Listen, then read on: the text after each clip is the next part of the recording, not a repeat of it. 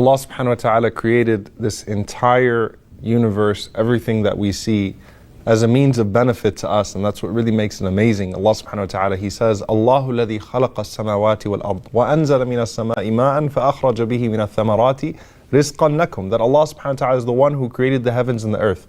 And He sent down from the heavens rain, فَأَخْرَجَ بِهِ مِنَ الثَّمَرَاتِ رِزْقًا لَكُمْ, producing fruits for you, producing sustenance for you, so that you can survive. وَسَخَّرَ لَكُمُ الْفُلْكَ لِتَجْرِيَ فِي الْبَحْرِ بِأَمْرِ. And Allah subhanahu wa ta'ala, provided for you the seas, and He provided for you ships so that you could sail through these seas. وَسَخَّرَ لَكُمُ الْأَنْهَارِ. And Allah subhanahu wa ta'ala put the rivers at your service. وَسَخَّرَ لَكُمُ الشَّمْسَ وَالْقَمَرَ دَائِبَيْنِ.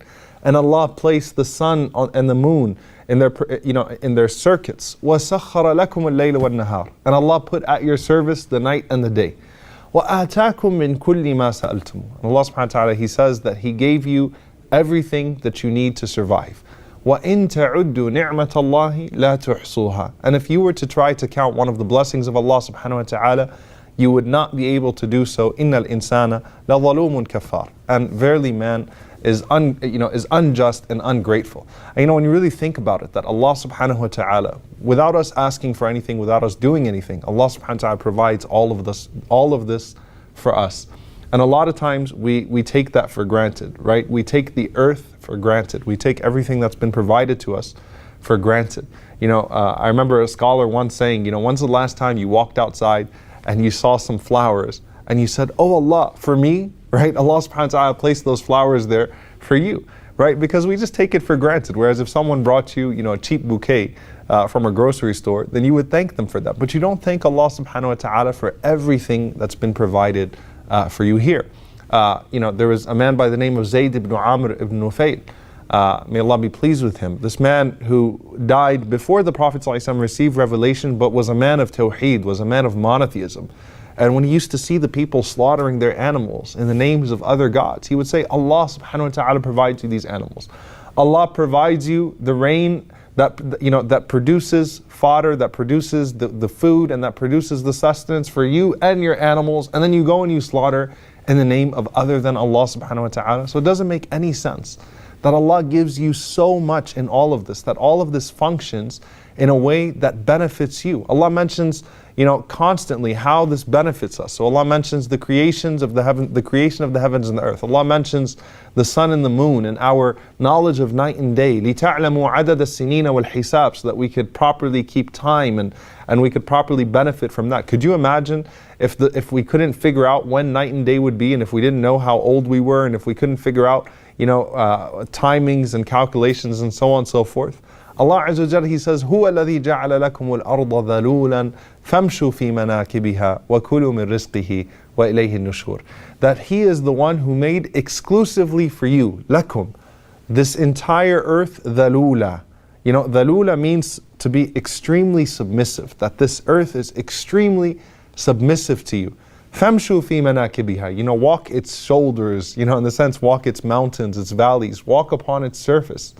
وَكُلُوا مِنْ رِزْقِهِ. And eat from its sustenance. وَإِلَيْهِ النُّشُورِ.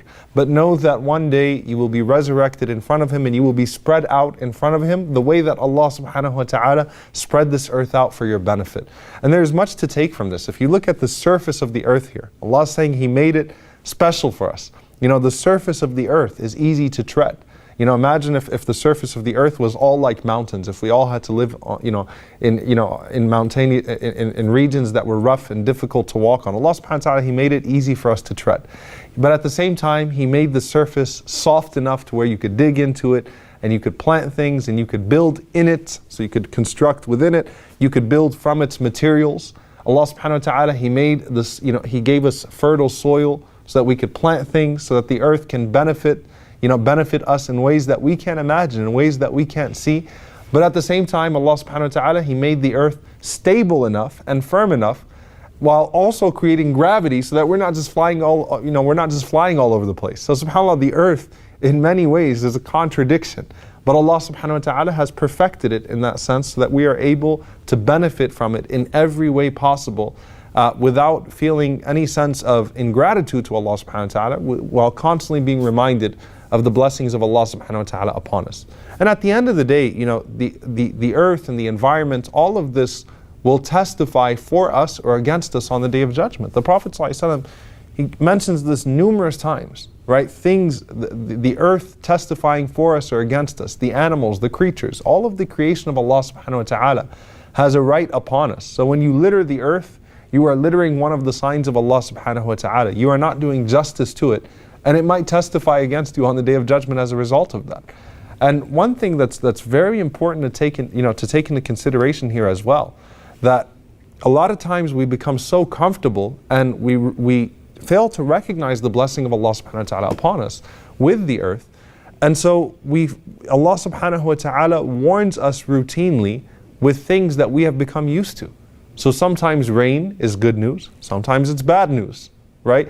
And in fact, Hud alayhi salam, Allah subhanahu wa ta'ala tells us in Surah Al-Ahqaf that when Hud alayhi salam addressed his people and warned them, and the clouds formed and the clouds started to come towards them, they said, هَذَا عَارِضٌ مُمْطِرُنَا. This is just a cloud that's bringing us great rain. But instead Allah subhanahu wa ta'ala says, بَلْ هُوَ مَسْتَعْجَلْتُمْ بِهِ. Rather, this is what you were hasty for. This is the punishment coming from Allah subhanahu wa ta'ala. So that you don't become too comfortable. So in a way that you would forget your purpose and you would forget to express gratitude to Allah subhanahu wa ta'ala, and you would forget the Day of Judgment. Allah subhanahu wa ta'ala causes the ideal places of this earth to turn on us at times. So how many times do you see a person sitting on a beautiful beach and you see a video of a tsunami that all of a sudden came from nowhere? And that's really what it is, that every part of this earth, every part of earth that you're on, anywhere that you live, you have to be afraid of something. So, here in the States, if you live in a certain part of the region in the south, then you've got to worry about hurricanes all the time. Then if you live in the west coast, you've got to worry about earthquakes. Then if you go a little bit south or north, you got to worry about wildfires. Then if you're in the northeast, you've got to worry about the constant blizzards and the snowstorms and things of that sort. The idea here is that every person, every part of this world has its pros and it has its cons. And Allah subhanahu wa ta'ala could cause it to all fall apart in one moment so that we don't become too comfortable. And that's the beauty of the way the Prophet ﷺ reacted to the movements of this world, to the wind. As the Prophet ﷺ was described, that if the wind became a little bit severe, if it started to blow harder, the Prophet ﷺ immediately went to his prayer. If the Prophet ﷺ saw thunder or lightning strike, the Prophet ﷺ made a dua seeking refuge in Allah subhanahu wa ta'ala. Or an eclipse, the Prophet ﷺ sought refuge in Allah subhanahu wa ta'ala. Not because Rasulullah ﷺ was assigning any superstitions to any of these things, but the Prophet ﷺ was teaching us the proper way to react, to remember that Allah subhanahu wa ta'ala is fully in control, and all of this will one day fall apart and we would be returned to Allah subhanahu wa ta'ala.